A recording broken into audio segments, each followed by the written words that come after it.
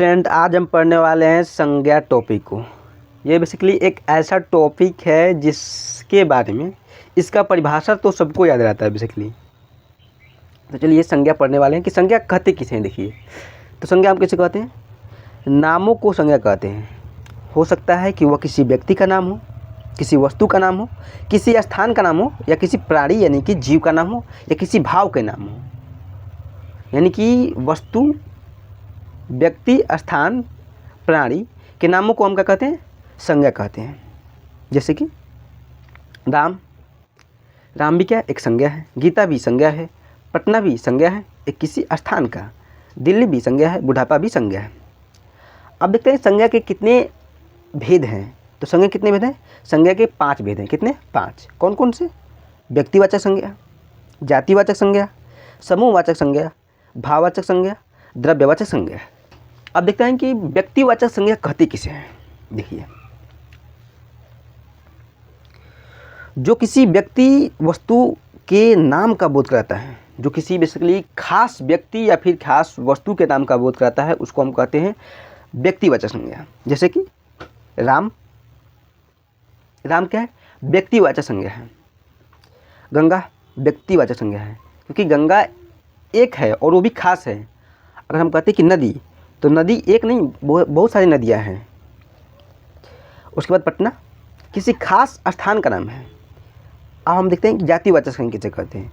तो जिस संज्ञा से पूरी जाति का बोध होता है उसको हम कहते हैं जातिवाचक संज्ञा। जैसे नदी, जब आप नदी बोल रहे हैं तो नदी एक नहीं है, नदी बहुत सारी नदियां हैं। गंगा, यमुना, सरस्वती, ब्रह्मपुत्र, रावी, ब्यास, सिंधु, बहुत सारी नदियां हैं। बट जब आप उसमें से किसी एक नदी का नाम लेंगे तो वो हो जाएगा व्यक्तिवाचक संज्ञा। लेकिन अब जब बोल रहे हैं नदी, तो नदी क्या हो रही है? एक जातिवाचक संज्ञा हो जाएगी। जैसे कि आप कहेंगे कलम, ये है कलम यानी कि पेन। अगर ये सिर्फ आप कलम कहते हैं तो क्या हो जाएगा? जातिवाचक संज्ञा। लेकिन आप कहते हैं कि ये कलम कौन सा? देखिए 107, 106, ये पेन कौन सी संज्ञा हो जाएगी? तो हम क्या किए? देखिए कलम तो बहुत सारी है, ये भी कलम है, ये भी कलम है। लेकिन मैंने क्या किया कि एक किसी खास कंपनी का नाम लिया, तो ये कौन सी संज्ञा हो जाएगी? ये व्यक्तिवाचक संज्ञा हो जाएगी। ठीक है। जैसे कि लड़के बहुत सारे हैं, इसलिए लड़के एक तो नहीं है, बहुत सारे हैं, तो क्या हो जाएगा? जातिवाचक। लेकिन जब मैं किसी एक खास व्यक्ति का नाम लूँगा, जैसे कि मैं अपना नाम लेता हूँ बबलू, तो आप कहेंगे कि बबलू के नाम से तो और भी तो लड़के हैं, और भी तो व्यक्ति हैं। देखिए दोस्त, भले ही और लड़के हैं, लेकिन जो मेरे अंदर गुण हैं क्या उनके अंदर है?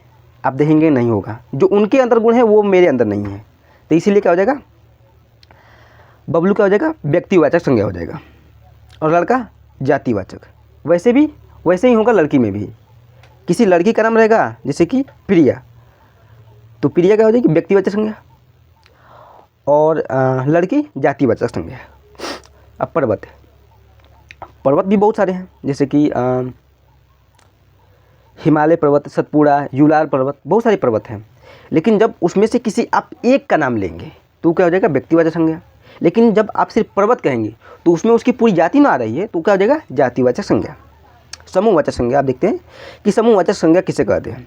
तो देखिए, जिस संज्ञा से किसी खास व्यक्ति या वस्तु के समूह का बोध होता है उसे हम कहते हैं समूहवाचक संज्ञा। जैसे कि क्या हो जाएगा? वर्ग। आप देखते होंगे, आप किसी भी क्लास में, अगर किसी भी क्लास में पढ़े हो तो उसमें लिखा होता है क्या? दरवाजे के ऊपर वर्ग लिखा होता है। तो उसमें क्या होते हैं? लोग जो होते हैं, बच्चे जो होते हैं, वर्ग में रहते हैं। तो क्या हो जाएगा? समूहवाचक संज्ञा। वर्ग भी समूहवाचक। सेना भी क्या होता है? वर्ग में। उनकी एक छावनी होती है जिसको हम छावनी बोर्ड कहते हैं, उसमें भी लोग क्या रहते हैं? वर्ग में रहते हैं। उसके बाद सभा, ये भी क्या है? समूहवाचक संज्ञा है। यानी कि समूहवाचक संज्ञा हम किसको कहते हैं? जिस संज्ञा से किसी व्यक्ति या फिर किसी, हो सकता है वो कोई व्यक्ति हो या फिर किसी वस्तु की समूह का बोध होता है, तो उसे हम कहते हैं समूहवाचक संज्ञा। जैसे कि सेना, वर्ग, सभा और समिति। उसके बाद भाववाचक संज्ञा। भाववाचक संज्ञा किसे कहते हैं? देखिए, जो संज्ञा किसी के भाव या फिर उसके गुण या फिर उसके अवगुण या फिर उसके दशा आदि का बोध कराता है उसको हम कहते हैं भाववाचक संज्ञा। जैसे कि बुरा व्यक्ति, कोई बुरा व्यक्ति यानी कि उसके अवगुण के बारे में बता रहा है तो क्या जाएगा, उसके भाव हो जाएगा गुणवाचक। अच्छाई क्या होगा, अच्छाई भी भाववाचक हो जाएगा। बुढ़ापा भी भाववाचक। लड़कपन भी किसको दर्शाता है, भाववाचक को ही दर्शाता है। उसके बाद हम देखते हैं द्रव्यवाचक संज्ञा कि द्रव्यवाचक संज्ञा हम किसको कहते हैं। आखिर में देखिए, जिस वस्तु को मापा या तोला जाता है उसको हम क्या कहते हैं, द्रव्यवाचक संज्ञा कहते हैं। जैसे कि सोना जिसको तोला जाता है, पानी इसको मापते हैं लीटर में, उसके बाद तेल, तो उसको हम क्या कहते हैं, द्रव्यवाचक संज्ञा। यानी आपकी देखे कि व्यक्तिवाचक में क्या होता है, किसी खास पर्सन की बात होती है, और जातिवाचक में अगर किसी शब्द को हम बोल रहे हैं जैसे कि गाय, तो उसमें पूरी जाति आ जाती है। और समूहवाचक में क्या आता है, एक पूरे ग्रुप आ जाता है, पूरा ग्रुप आ जाता है। और भाववाचक में किसी के भाव को दर्शाया जाता है। और द्रव्यवाचक संज्ञा में क्या होती है, माप और तौल को दिखाया जाता है।